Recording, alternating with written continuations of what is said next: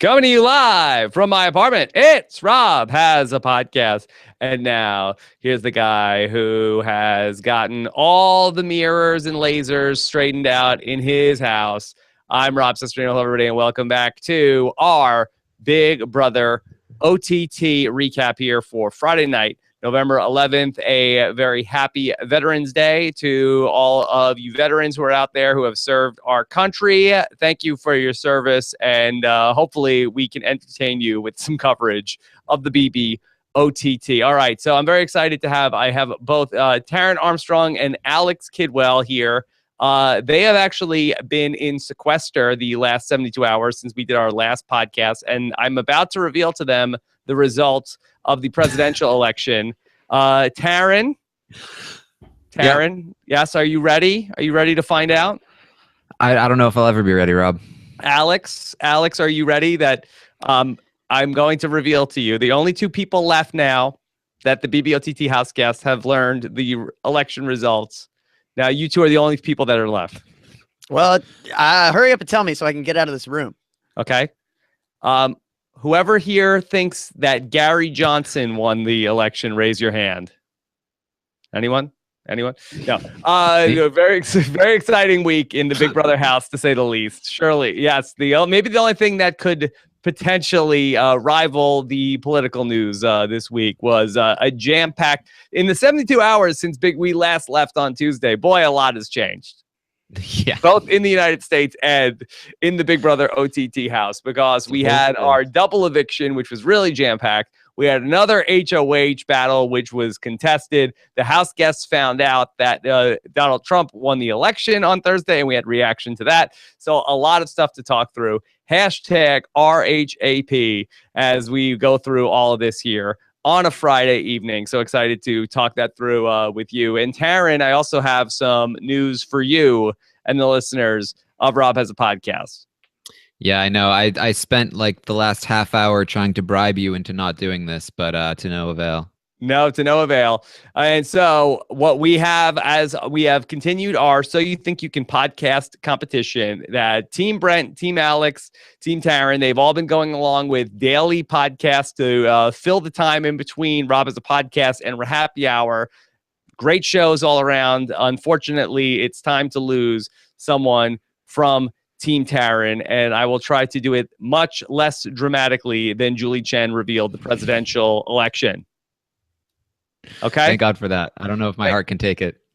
Thank God for that. Again, I want to try to rip the Band-Aid off as quickly as possible because everybody did such a great job. But Taryn, on Monday night, you hosted your show with Jen, John, and Melissa, and the Rob Has a Podcast listeners voted.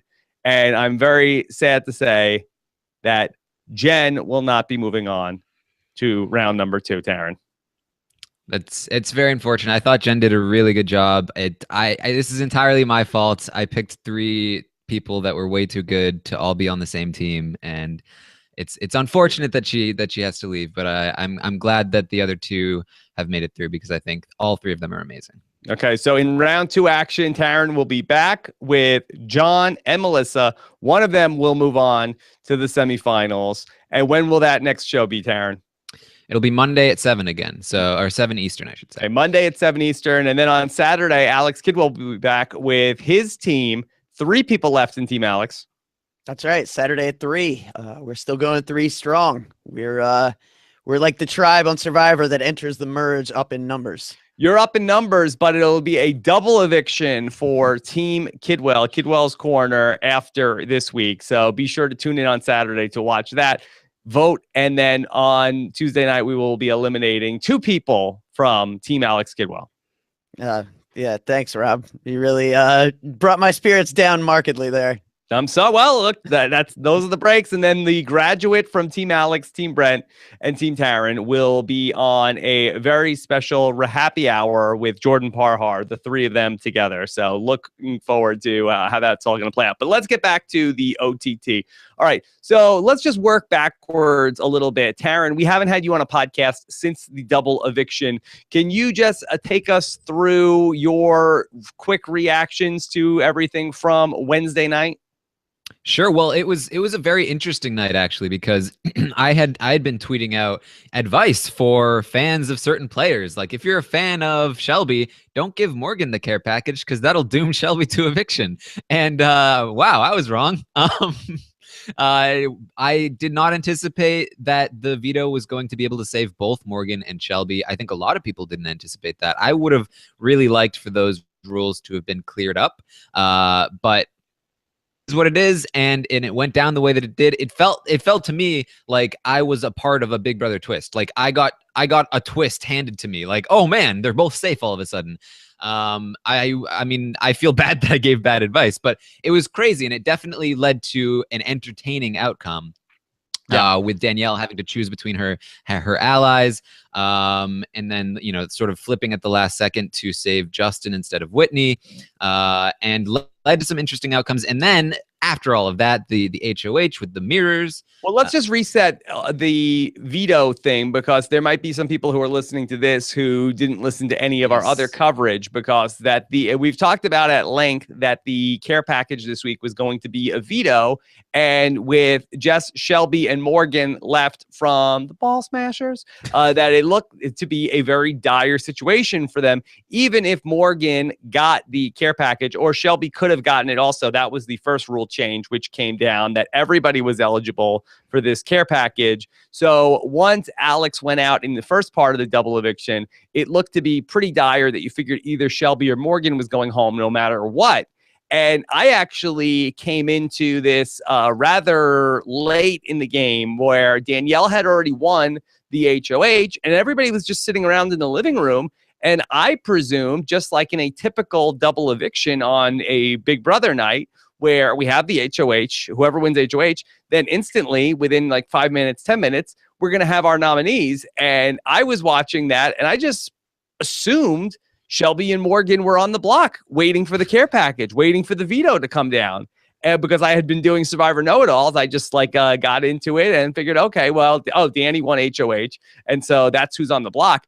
I didn't know that no nominees had been made. And so everybody in the live chat room, when watching the feeds that I was in, was going nuts when she got the veto. I'm like, I don't get it. I don't understand, why is everybody so excited?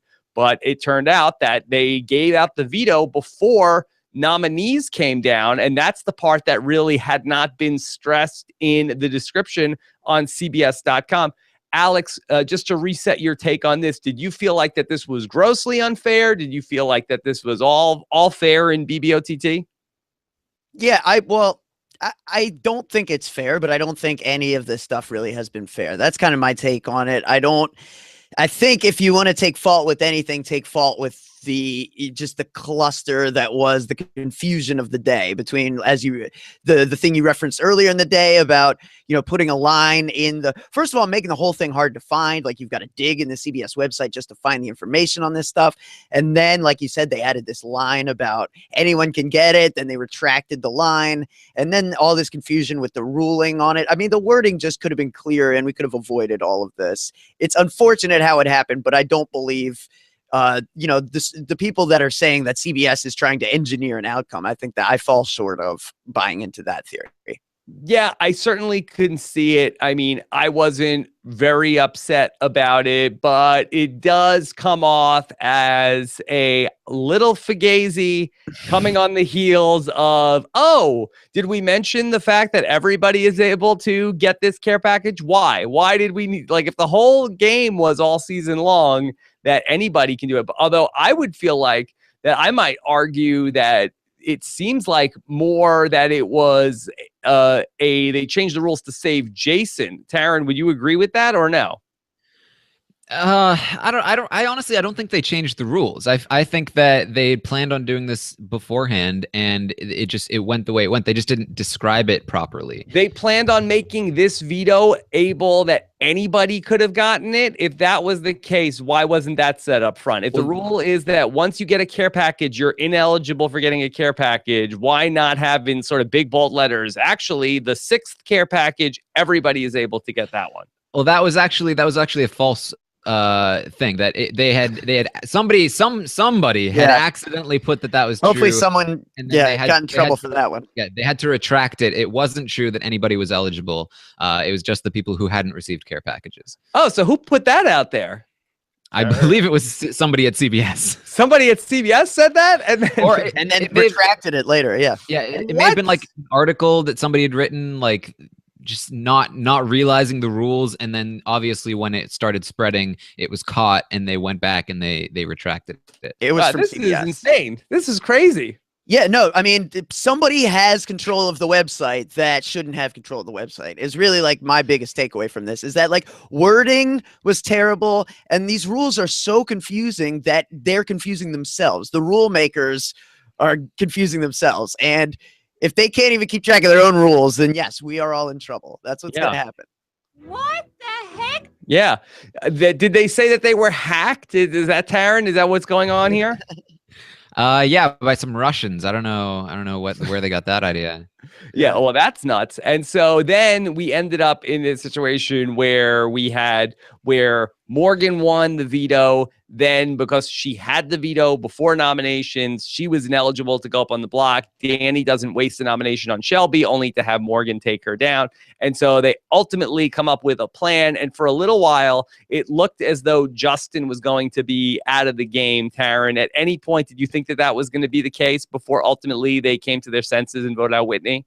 I did think it for a little bit because they were convinced, and I was curious about it because I figured when Danielle was talking with the girls about taking out Justin, I thought there's no way Jason lets this happen. But then when she talked to Jason about it, he was in agreement for a short period of time, and I was like, wow, we might actually lose Justin here. But then he eventually turned around to how I would figure he would think about it and decided, well, no, we should take out Whitney instead. Okay, so ultimately, Whitney goes home, and do we want to just give a quick BB eulogy for Whitney, Alex? Any final thoughts on Whitney?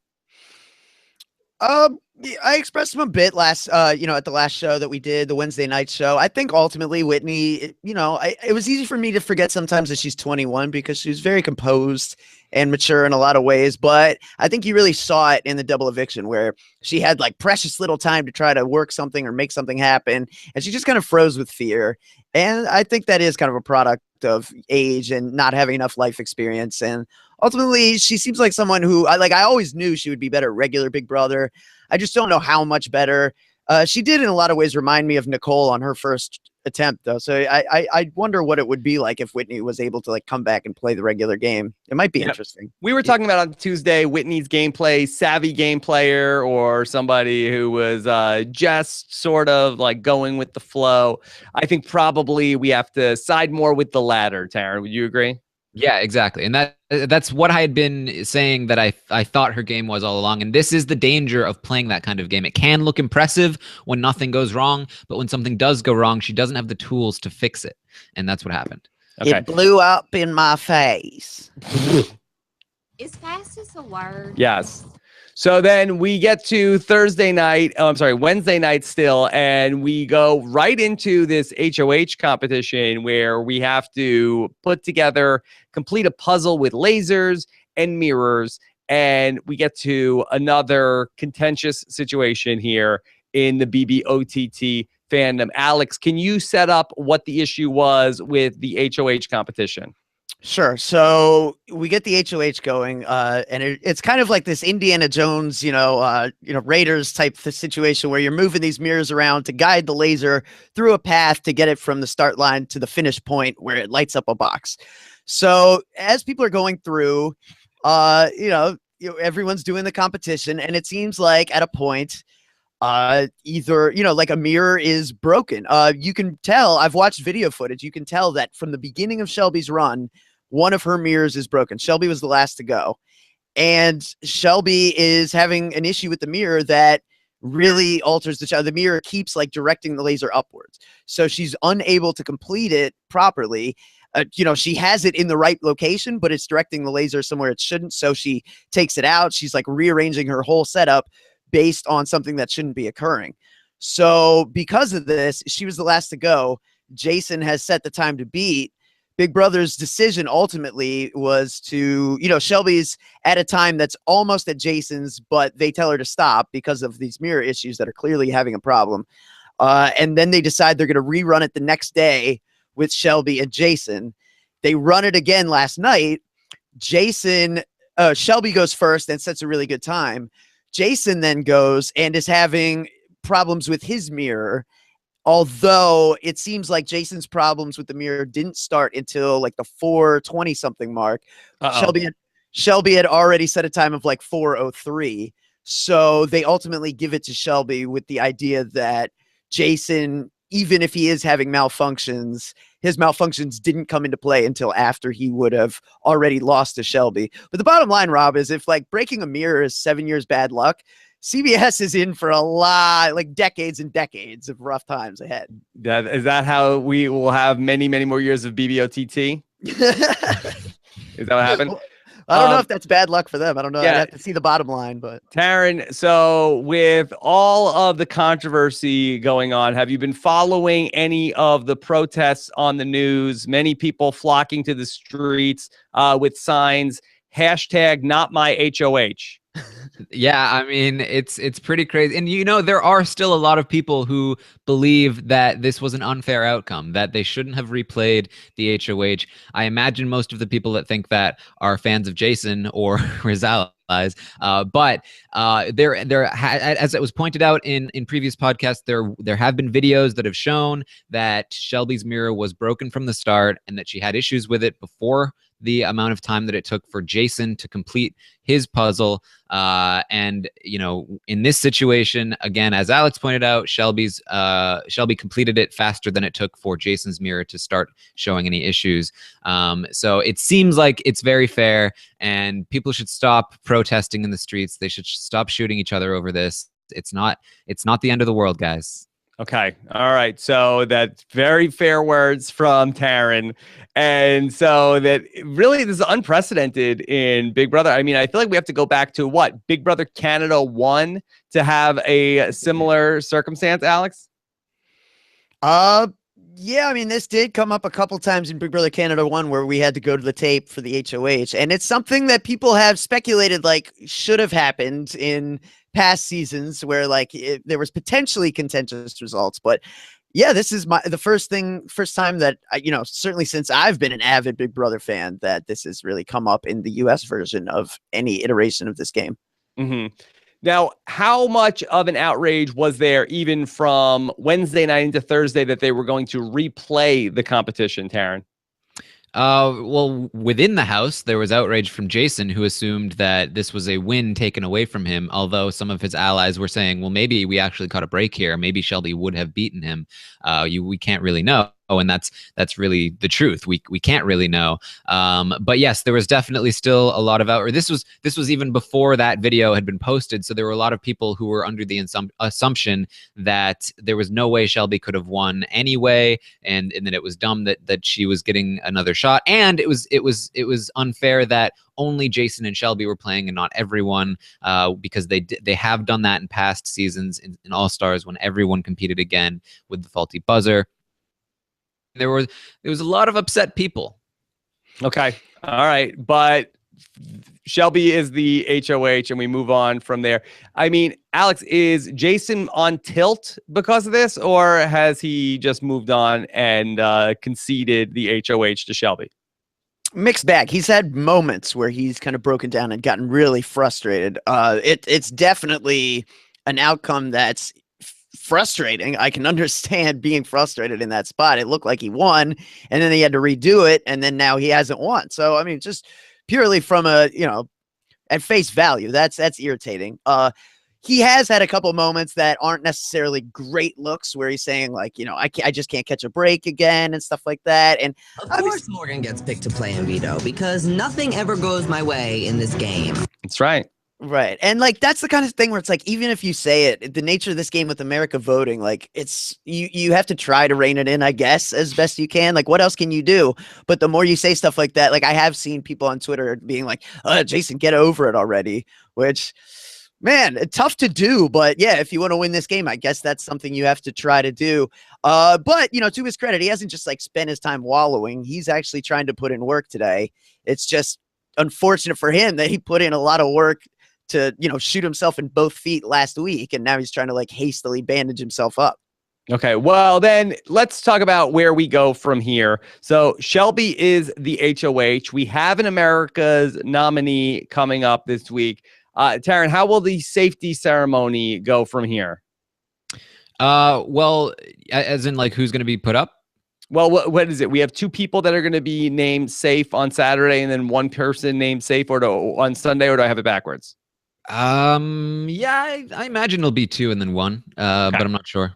Okay, so let's start to talk about names. So, all right, we know that Morgan will probably be one of the people that will be safe, but does Shelby have a target, Taryn?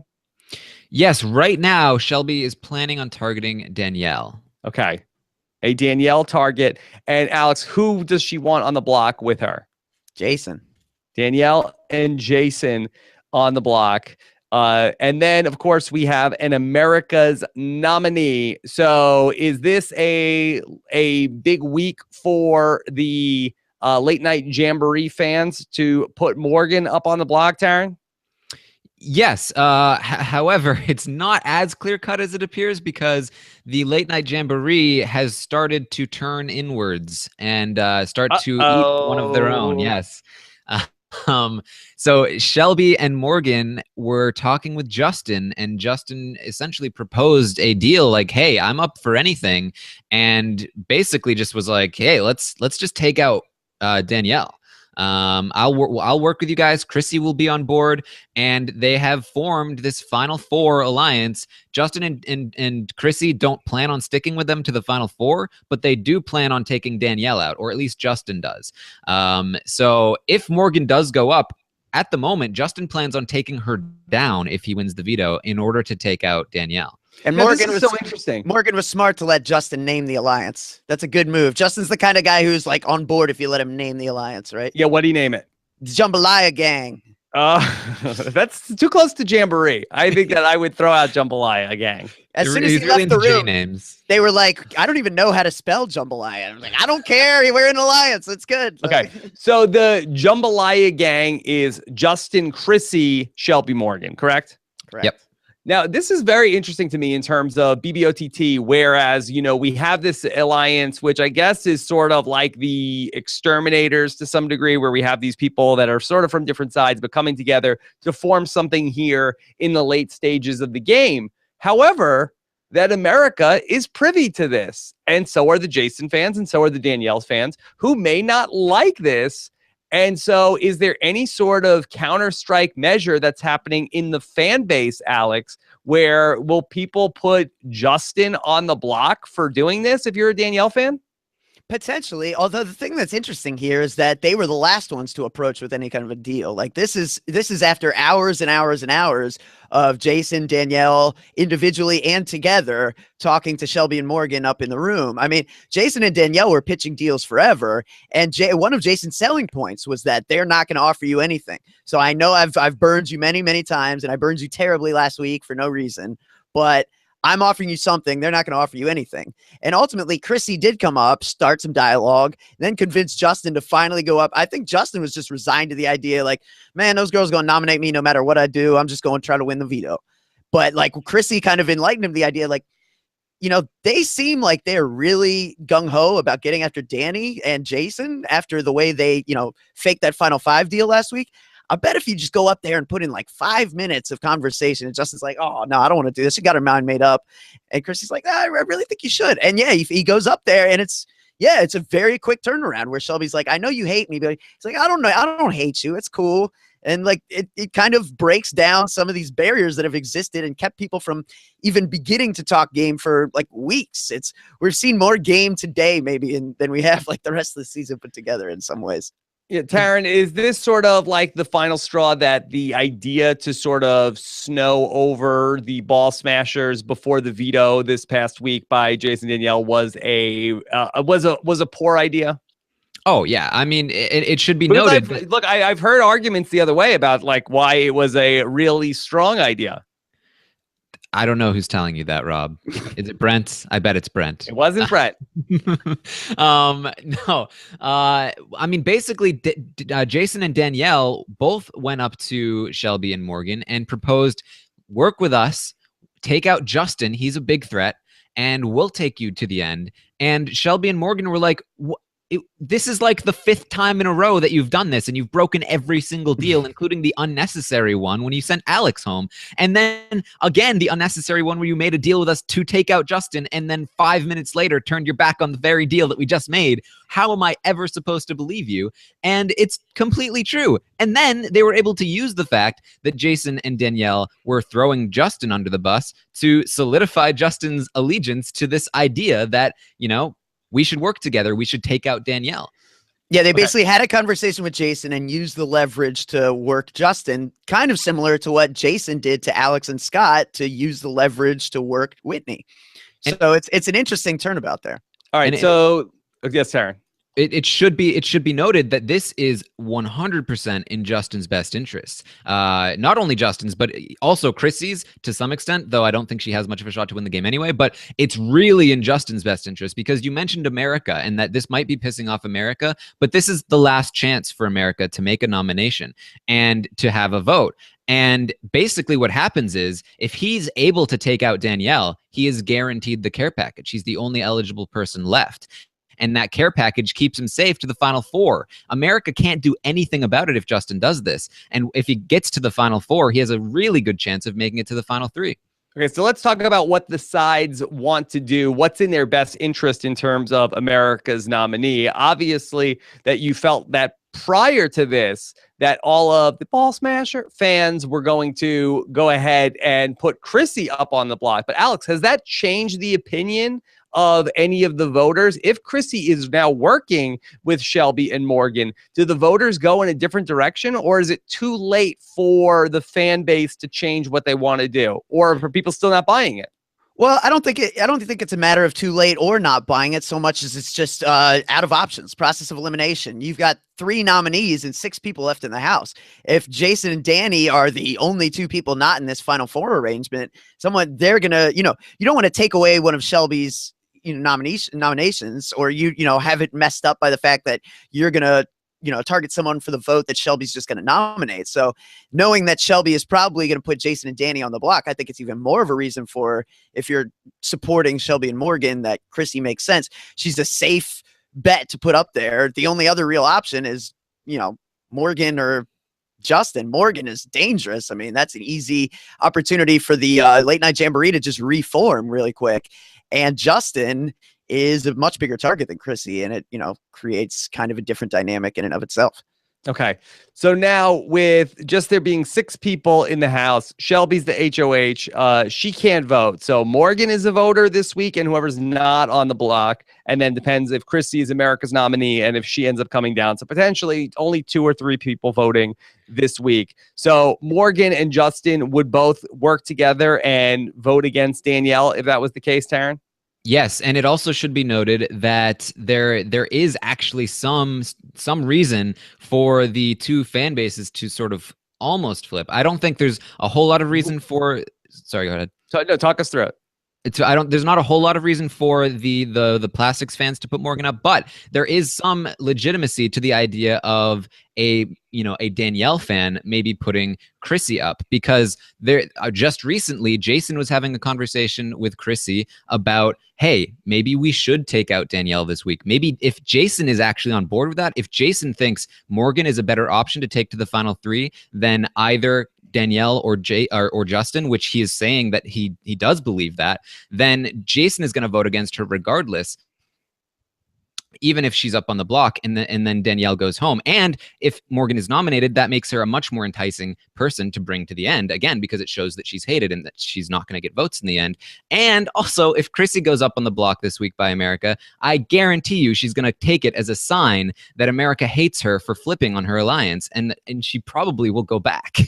Yeah, this is very interesting. Very, very compelling stuff here in week 7 or 8 of the BBOTT. Alex, we didn't think we would be here. Nope, I really didn't. But yeah, I mean, and if that veto isn't what it is, we very well are not. I mean, it's probably Morgan. Morgan gets that care package. Shelby goes home, and then Jason has probably had a household or something right now. So, and Morgan's going home, and it's a very boring week. So this is definitely a more interesting dynamic. Obviously, if you're a fan of a member of the Late Night Jamboree, it's not what you were hoping for.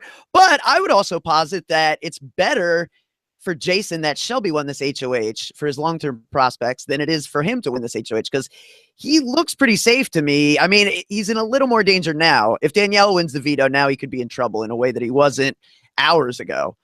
But if he had won this HOH, he was going to have to get some blood on his hands in a way that potentially, moving forward wasn't going to be best for his game. Yeah. Okay. So, Taryn, can you just speak to really quick how the interests of Danielle fans and Jason fans and Justin fans might be a little bit different? Like, if you're a Danielle fan this week, could you give us the plan of what you've been such a good advisor for the different fan bases this season? If I'm a Danielle fan, what am I doing with my votes? She's in danger either way, and if they want to play it safe, they should just nominate Morgan. It does put somebody else on the other side on the block, and if the veto works out, or if Jason decides he wants to keep Danielle instead of Morgan, then you're probably fine. But again, as I outlined, there is some validity to the idea that maybe you should put Chrissy up in order to scare her back to her own alliance and not present Morgan as an easy final 3 goat for Jason, giving him more incentive to take Danielle out over Morgan. Yeah. And Taryn, what are the Chrissy fans doing this week? Who? Yeah, I'm just kidding. I'm just kidding. It's fun to test you. Okay, interesting. And then what about for the Justin fan base? They're on board with also nominating Chrissy, even though she's aligned with Justin in this new 4-person alliance. I think for Justin, nominating Morgan is fine. Like, it doesn't really matter either way for Justin. His ideal situation is just not being up on the block himself, and so either Chrissy or Morgan goes up. That doesn't really matter to him. It's interesting. I think if you're a Justin fan, you need to play the game for him, because he's not going to play it, himself strategically, at least. So if you're trying to do the right thing, I would say it's better to nominate Chrissy, because you can help try to shape a more ideal final 3 for your boy.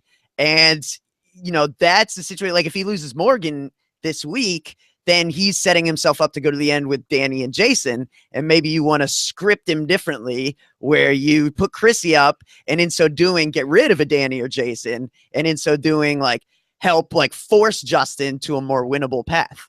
Okay, so things look good for Shelby and Morgan this week, Taryn, but is this a short-lived celebration for them? Is it entirely possible that one of them is going out at the final 5 almost no matter what?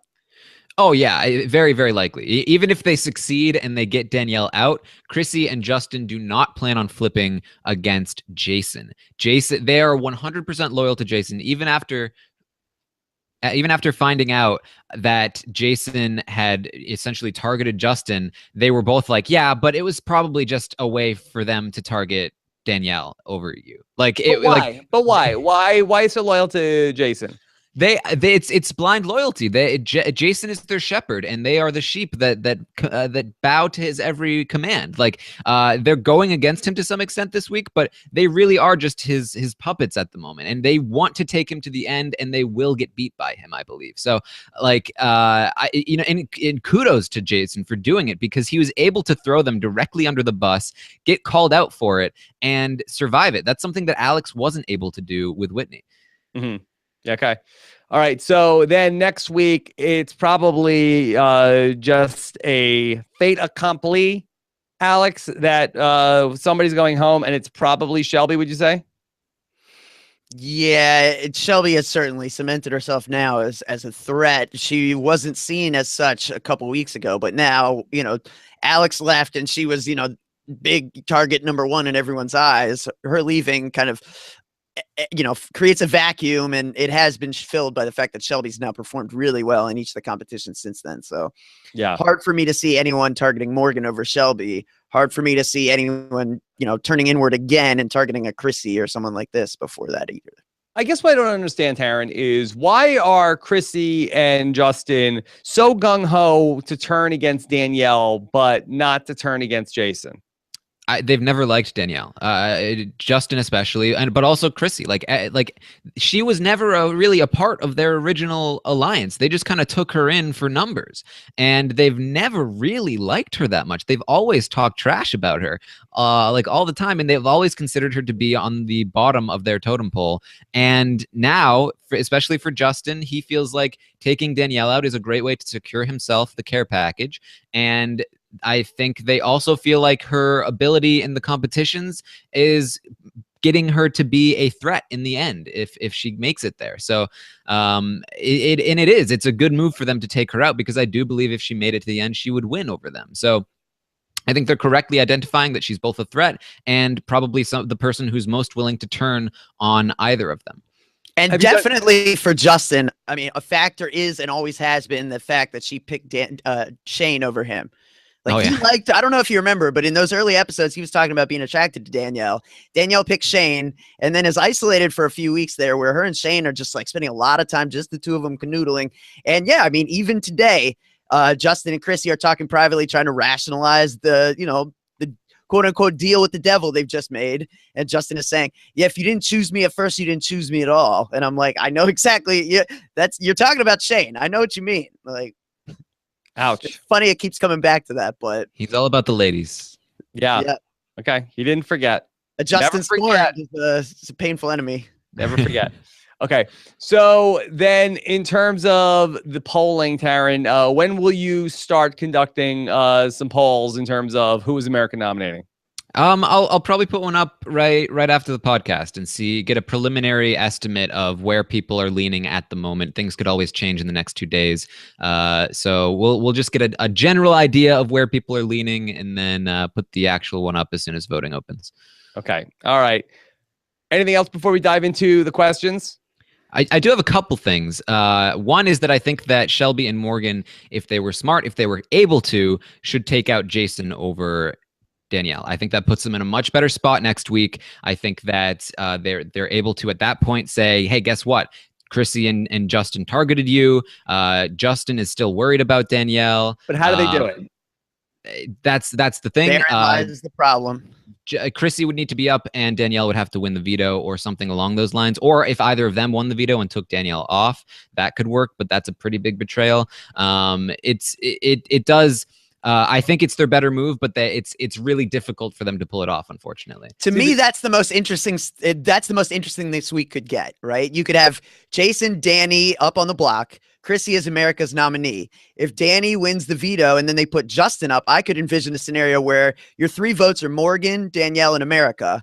I could see Morgan voting for Jason, Danielle voting for Justin, and America voting for Chrissy, creating a 1-1-1 tie. I could definitely see that. Couldn't you also reach a scenario where if you had Chrissy up on the block with Danielle and Jason without the veto being used, and then you have Morgan and Justin and then America, and it would really depend on where America went on their vote. But if Justin votes against Danielle and then Jason ends up getting the vote from Morgan, Shelby would have to break that tie, right? Well, America would break the tie. America breaks the tie? Yeah, America's vote would be the third vote. Well, what if they put the vote on Chrissy? Yeah, if they threw it at Chrissy. Right. Well, I imagine I think the Danielle fans probably carry any vote, and I think they would vote to save her. Okay. By voting Jason. By voting Jason. Okay. But I think how would they know where Morgan's vote was going to be? How would they know Morgan was going to betray? Well, I imagine they would have discussed it. Mm-hmm. Interesting. All right, let's get into some of these questions. But yeah, very compelling stuff here as we approach 3 weeks left of BBOTT? Yeah, I think so. Yeah, 19 days from now until the finale? Mm-hmm. All right, let's start off with a question from Anne, who says, can you discuss Whitney's guess of siblings and her reaction to the sister twist? Impressions are welcome. So I actually didn't watch the Julie Chen video with Whitney or with Alex. Alex Kidwell, could you take us through Whitney's reaction to this? Sure. So Julie asks, now, 2 of the people you were playing with were actually related this season. Oh my God. What? What the heck? No. Now, who do No, you you're lying to me. well, who do you think they were? Gosh, Shelby and Jason. Shelby and Jason? Yeah, That's a good guess. No. yeah, No. yeah. It would have been a great sell if those two were actually siblings all season, because Yeah. they have not seen eye to eye on. I mean, many that would have made aspects. Paul and Victor look like nothing fighting, having a pretend fight. Yeah. Yeah. Well, I guess brothers and sisters might hide crackle from each other, so maybe. Yeah, I guess so. I guess so. No, that was not the case. And what was her final Nope. reaction? Shock. Yeah, Yes. she legitimately didn't believe. She kept saying like, "You're joking, right? Like this is not true." Yeah. Taryn, and then what was Alex's reaction to finding out the twist? I mean, she was pretty shocked. She didn't realize that her sister had been there the whole time. I mean, Morgan had done a really good job of acting like she wasn't her sister. So she was just You would mind think she would blown. figure it out. I'll tell you what twist. You would think. I'll tell you what twist. Alex was shocked. She's on Twitter now, and she tweeted. It was like her first tweet. She's shocked by the twist of Jason wiping boogers on her travel bag. She did not like that. She didn't care for that. No, that's not a positive. That's not the blind side you come for, Rob. Yeah. No. Yeah. Okay. Anne wants to know, why is Justin's pizza video seemingly irrelevant now to Morgan and Shelby? Yeah. So this came up during the double eviction, correct, Alex? Yeah, I mean, this has come up a lot lately. As we get closer and closer to the end, likability starts to become more of a talking point in all strategic conversations that people are having. I think they believe that Chrissy and Justin are likable, but at the same time, like I said, before making any kind of a deal with Chrissy and Justin, they were pitched at by Jason, by Danielle, by Jason and Danielle together for quite a while. And Jason was so adamant selling the idea that Chrissy is loved by America, Justin is loved by America. He was so, driving this point as a selling point for so long and so adamantly that combined with his their natural inclination to not trust anything he says from last week has led them to think that Jason and Danielle are much more likable than they want us to believe. I bet they actually would win if we let them get to the end. They now are under the impression that Chrissy is probably not as liked, that she probably was being pushed along to help Jason. And as a product, maybe Justin was too. So yeah, Jason and Danny have really dug themselves a real hole that Chrissy and Justin have for the first time today, actually stepped up and played some game to try to cover them up with sand a little bit. Shelby Morgan, never forget. Pizza, baby. Yeah. Although if Chrissy goes up on the block, isn't that going to just help the case? I guess America doesn't like these guys as much as we thought, Taryn. Oh, yeah, absolutely. Yeah. I mean, I think Chrissy's already a shoo-in for the final three. And I think if she's nominated, that will guarantee that. So, yeah, I mean, honestly, I don't see any way that Chrissy doesn't get to the final three at this point. I mean, could we start talking about a outside chance of a Chrissy win, Taryn? What does that scenario look like? It looks like if Jason gets his way, and he gets there to the end with Danielle and Chrissy. So there's some never Jason people, right? There's some never Jason, some never Danielles, and I think Jason and Danielle will split a lot of the vote.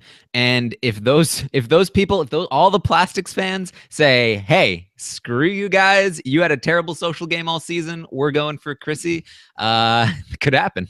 It could happen. I mean, we joked around before about what are the Chrissy fans doing, but I mean, are people warming to her? I mean, it was so loud in the middle of the season. We hate Chrissy. Chrissy has to go. She's the worst. I'd said, no, we need to keep her in the house. You guys said, no, you don't know what it's like. We have to watch her on the feeds. And it's terrible.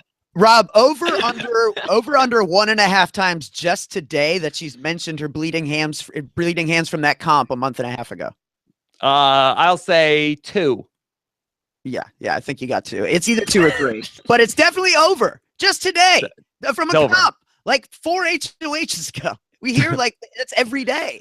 So Yeah. no, I mean, I think like she's very frustrating and irritating on feeds. She was a have-not for 4 days, and all 4 days we freaking heard about it. Other people have been have-nots and not really said a word about I'm it. just But checking in. I just want to know. yeah, no, but today I'll give her some credit. Today she actually played some games. She like swallowed her pride and went up to that bedroom and had some conversations and created some dialogue. And that's what you have to do. Whether or not you think you're right and they're wrong, doesn't matter. Go have that conversation. Good job. Sounds to me like a participation trophy, Alex. Whatever. Stop being Baby such a steps. millennial. Baby steps. Anything is better than nothing, Taryn. Okay. Ed Giordano wants to know, can you see an all-female Final Four like BB6? I feel like that the prospects of this are just about impossible. Correct, Alex? Yeah, right. The problem is that, you have people who Unless don't wanna Justin get goes there home with this together. week. Right. Yeah. Right, because you have Danny, like, not trusting Chrissy and Justin and looking to target them. You have Justin and Chrissy looking to take out Danny.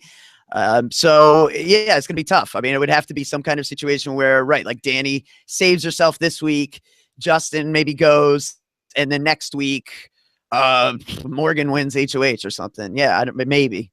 Yeah, Taryn, I feel like maybe it got lost and swept up in the election coverage, but I did not hear from any Morgan fans this week after my impassioned Morgan is definitely going home in the double eviction on Wednesday when I saved her.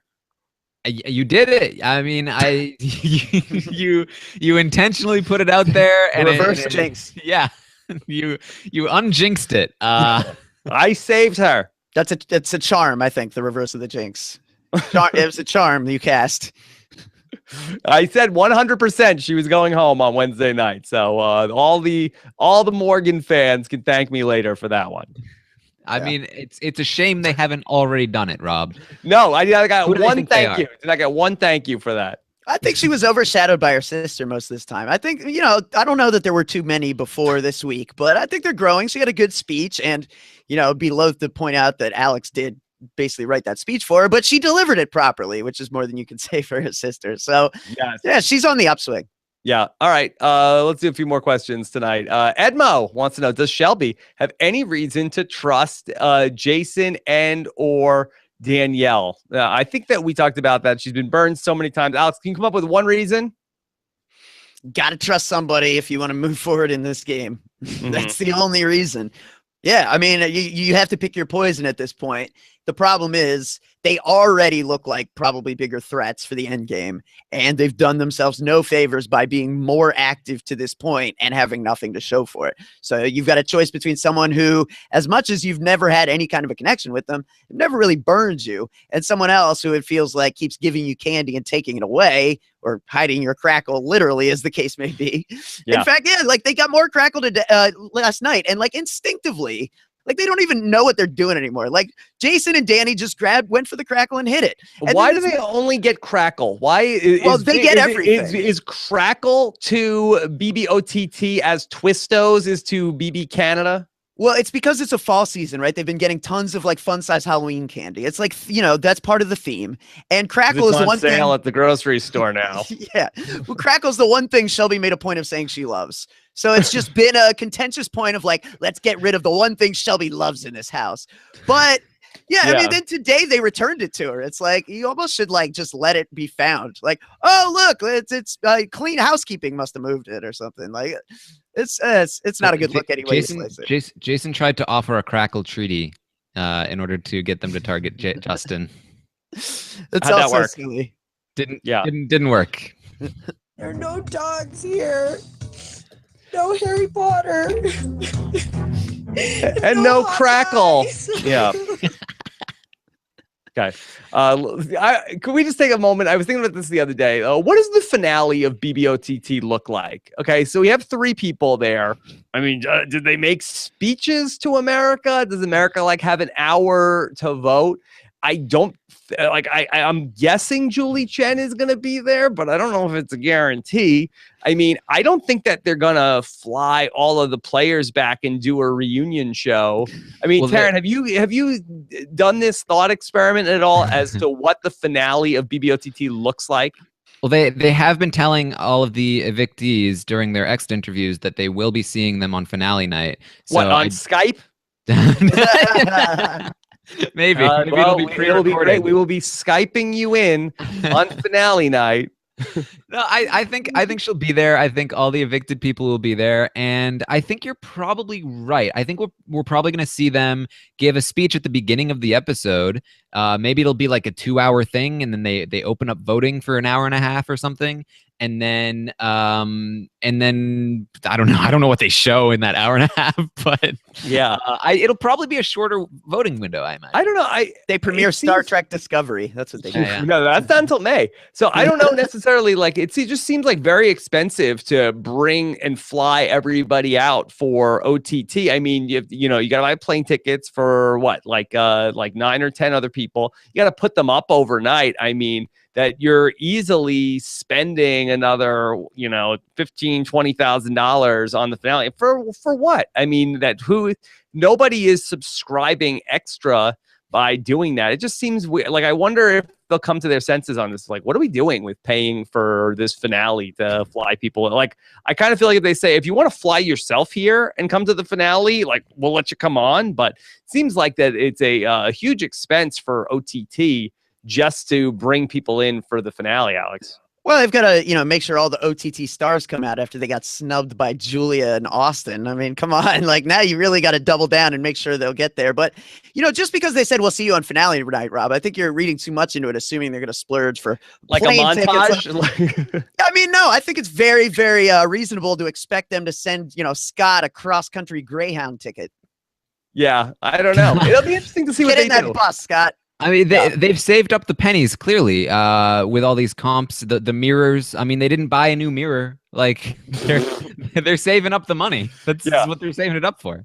It'll be interesting to see what they do because it just seems like that is a big expense. And on the regular finale, they don't do anything with the people that it's like, all right, oh, Glenn, Bronte, here they were here too. Wait for the camera. I mean, what are they? They're going to do a whole thing. I mean, are they going to have a studio audience for the finale of OTT? I mean, they haven't had a studio audience for one thing yet this season. It just seems, it's weird. I think there is a studio audience. Yeah, I think that there's like an announcement for tickets. I think.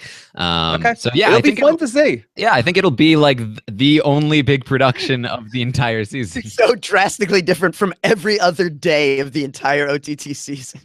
Look, if they do make a big fuss about the finale, I think it's a great sign that OTT was a success and that there will be more OTT in the future. Yeah. Hey, I mean, Stacked NFL just pointed out in the chat. Yeah, they even featured on CNN the house guest reaction to finding out Trump was president. So yeah, that video is going super viral on a level that I don't even know that regular Big Brother has ever hit. So that's pretty cool, and that's good for CBS and for Big Brother OTT. Yeah, that just to speak to that from a historical perspective of covering this show. I mean, the only other thing that compares to it is the clip of 9/11 where BB2. Will and Nicole and Monica were shown that days after. And again, it's the same sort of situation where you have these people who are sort of isolated and they're the only people that don't know about this huge news event. That how much did, again, I think that most of us have seen that video. How much did that news really overshadow the gameplay on Thursday, Alex? Does it sort of like, okay, did they just go back to their regular lives after that? Or did they really spend a lot of time sort of contemplating the future of America? It's been both. It's been a mixed bag really ever since, where it keeps, popping up into conversation. You can tell it's on people's minds, especially Shelby. Like, Shelby is very, very disturbed by the concept. She's already said goodbye to her uterus, for example. She found out that Monty was pro-Trump, and she said she never would have aligned with him, and she had known. See, but that's interesting to me because you have these people who are vying for the votes of America, and you just told them that, hey, this person won an election in America. It's almost like I'm surprised that people aren't more pandering to okay, I guess you guys know what you're talking about, America, because they're trying to get the same electorate to vote for them for stuff. I don't think it's the same electorate. I think you got to know your audience, and I think the audience of Big Brother is not an audience. I don't know. I think also part of what made the video, go so viral and why, it's been great to watch is that these are just natural, like unfiltered react. Like this is like Shelby just reacting. Like she's not thinking on that level, Rob. She's just like saying what comes to her mind. And yeah, like her and Jason have found common ground on a level that they really haven't all season, where they're both kind of, of the same mindset. Like, can we stay in here for another 4 years? And, stuff like that. It's really interesting. It's just really interesting to saying they wish they could have kept all the Trump people in the house in hindsight, like not evicted the Monties of the world, like just funny lines like that. Yeah. It's also that they went into the house on September, and they've been really sequestered since mid-September. So I believe that they didn't even see the debates or anything like that. Like, it's like really wild just how long they've been sequestered. So, any of the things that have come out, whether, Access Hollywood or WikiLeaks, I mean, they don't even know anything. They're just sort of like going off of, I think like shortly thereafter, the conventions, I think was probably like maybe a week or two after the Democratic convention was when they got sequestered. So it's just really interesting to probably get their worldview on all of this, that they don't know anything from the last couple of months. So just an interesting historical note on all of this, not to get too much into the actual politics of it. So Potato Head wants to know, do you think that Whitney's better move would have been to pull Justin over to the ball smasher side of the house? Going back to Whitney, I know that Brent certainly on his show yesterday was really down on Whitney.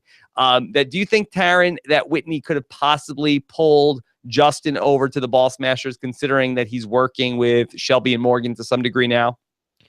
No, I don't think she could have. I think she could have gotten him to evict Danielle if that was a possibility, but that was never really a possibility. And there's no pulling him away from Chrissy and Jason. Those were two of his closest allies, and he really disliked Morgan and Shelby and Alex. So I really would have been asking a lot to try to get her to do that, and I don't think she could have.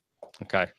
All right, one or two more questions. Brett wants to know, where does Danny and Jason's fake Final Five alliances fall in unnecessary moves that kill your games? Again, a little premature to say that this was a move that killed anybody's game yet at this point. Alex, do you want to speak any more to this? It's just, I think with everything you do in the Big Brother house, ideally, if you can, with a calm and level head, before you do it, you stop and you ask yourself, what could I possibly gain from this? And what could I possibly lose? And when you frame it that way, there was really nothing to be gained. And there was a lot, as we can now see, that they could potentially lose from doing this. So in that sense, very, very foolish. Okay. Karen, anything else you want to add on to that? No, I mean, I think that's pretty spot on. It doesn't happen often that people do things completely unnecessary. I mean, maybe Raul is the closest example I can think of somebody that did something really unnecessary and dumb. I mean, sometimes we see people like create two targets and then decide they want to backdoor and make a third enemy. Like, that's dumb, but I would argue that level of indecision, at least like that's someone who's struggling making up their mind. This, like, you made up your mind and it was not a good conclusion that you drew. Okay, last question here. Iron Pony Chef, what do you believe the chances are of Justin flipping if Morgan is on the block post veto? Okay, so somehow if Morgan ends up on the block, I mean, it'd have to be by America. I mean, I can't imagine a scenario where somebody comes down and Shelby puts her up. So if by way of America, I mean, and really, how schizophrenic is America going to be in the eyes of this house guest if they're sending Morgan a care package to save her on Thursday or on Wednesday and then putting her up on the block on Monday? But let's just say hypothetically that's what happens, where we have a bunch of people from the Late Night Jamboree that rally together for this. So Morgan ends up on the block. So the nominees potentially could be Danielle, Jason, Morgan. Chrissy and Justin would hold the votes to evict. Alex, do you think that they still have the appetite for this come eviction night? I would say probably not. If it holds with the veto? Yeah, I would say probably not. I mean, honestly, if you just look at it, they have wanted very badly to continue to work with Jason. taking out Danielle would go against what Jason wants. And we've seen time and time again that even if they have some differing opinions on certain things, ultimately they have been down to do what Jason wants to do with this thing. So I find it hard to believe that, you know, as much as this day has been a day of shifting and new plans and people having new conversations with people they hadn't really been having dialogue with about the game before, it's hard for me to see them just undo, you know, 50 some odd days of what's been built if Morgan's up there just kind of sitting there as an easy option, especially knowing that, wow, we can just get rid of Morgan. Shelby goes next. And now we did what we always said we were going to do. We're the final four. I actually disagree here. I think it's more likely that they go through with it than not, because I think Justin is really on board to do this. He really wants to lock up that care package, and it's, like I said, it's a very good move for him. Very little downside. Chrissy is willing to be on board with that, and she's talked with Jason, and even Jason has said, yeah, you know, maybe I should take Morgan to the final three instead of Danielle. And, you know, all of those things said, if even Jason is considering this move, I think there's a decent chance that it happens. That's true. Just one other note to point out, our intrepid chat room points out that there is a scenario where Shelby would have to nominate Morgan to go up on the block. If Danielle and Jason sit on the block, America nominates Chrissy, and then Justin wins the veto and takes down Jason in this scenario, or I guess any of the nominees. If he took them down, then Shelby would be forced to renominate Morgan in that scenario. Although if he takes down Chrissy, there is no renominee. And my guess is that Justin probably would take down Chrissy. If he took Jason down, Morgan would go up, and then it would then potentially be Jason and Justin controlling the votes, which would probably mean, I don't think that Justin would have the appetite to go completely different than Jason on the vote. Would you in that spot, Taryn? Well, again, if Jason is willing to, and I do think that there's a chance even Jason is willing to take Danielle out over Morgan here, then he absolutely would. And then, honestly, I think he would. I think Justin would go against Jason. I don't think Chrissy would explicitly go against Jason. But even if he did, it wouldn't matter, I imagine. Or no, it would, because if that would be imagining that America is on their side. So I think he would still go after Danielle, and if America backed him up, it would still hold true. But that would require. I'm sorry, I was just going to say, I think maybe the biggest question mark left in the game, the thing that to me makes everything the hardest to gauge, like, how much does Justin even care about this thing? Because if I felt like Justin really wanted to win this game, it would alter like some of my, you know, looking at some of how I'm framing this. But a lot of the time, I really do feel like Justin just couldn't care if he goes out 11th, 6th, or if he ends up the winner. Like, it's all gravy, baby. Like, I don't know that there's a difference to him. Yeah, well, I disagree. I think he does care. And I watched him sit there when he thought he was potentially going home, sitting there with Whitney. And he was talking about the game in context of, like, basically, if they vote me out tonight, you know, they better get me a plane ticket because I'm not sitting around. I'm going home right away. That doesn't speak to me as the voice of someone who doesn't care, you know. I think that the voice of somebody that doesn't care is like, hey, if they vote me out, whatever. I'll talk to Julie tomorrow. I'll see LA. I thought that he sounded very bitter about the fact if he got voted out, and in that spot, he was going to be very salty. Taryn. Yeah, like Creole cooking. No, I completely agree. I think that it's almost, and I don't mean this in a gameplay sense at all, but it's almost like a Dr. Will thing, where Dr. Will in All-Stars, he felt above the game, but he very much cared about winning. I think Justin feels the same way, where I think he feels like he's above the rules. He's super popular. He can eat when he's a have-not, whatever. He's above caring about that little stuff, but he does want to win this game. I think that he really wants to win it. You can tell he argues so much that he doesn't care, don't care. That you can tell that he cares a lot. I don't care. Yeah, he cares. He can. He can. Alex. Yeah, I mean, maybe. Can. He's still be taking bathroom breaks there and head of household competitions and stuff, though. Yeah. I don't think he feels like he needs to win them. We'll see if he develops any degree of a sense of urgency at any point. Like Okay. if going into this next veto we see him just hustling, I'll be like, oh, okay. But I've yet to see him hustle on anything. Well, again, What I about don't feel, hustler? I don't think it's about hustling. I think it's about like I think he genuinely feels like he doesn't need to hustle. He's above all the petty stuff, but he does feel like it's gonna be handed to him. He's gonna win. No, but Rob, you're right. That's a different kind of hustling, and that he's been doing his entire life. All right. We will see. We'll see how it goes. All right. You have a hashtag. I saw hashtag whack mirror. Hashtag whack mirror, like Black Mirror. Is that what it is? Yeah, but whack because it was a whack mirror. Okay, go with hashtag whack mirror, even though it wasn't something we said on the podcast. Yeah, I don't want to get people upset with hashtag not my HOH. So we'll go with hashtag whack mirror. All right. So Kidwell Corner coming up Saturday. Can you give us a preview? We are going to be talking about kind of some of this week in BBOTT. Certainly, we're going to get into Shelby's plans.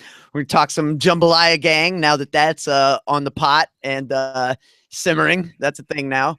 So, yeah, look for that Saturday, 3 p.m. Eastern. Me, Adam, Aman, Puya. Double elimination episode. I'm going to be very, very sad about that, but I'll try to rein in my anxiety and make it a fun show. Okay. And then Taryn, on Monday, you'll be back with Melissa and John, and looking forward to that show as well. Plus, the both of you will be back together on Sunday for a happy hour sans Jordan Parhar. Oh, yeah. He's going to be gone.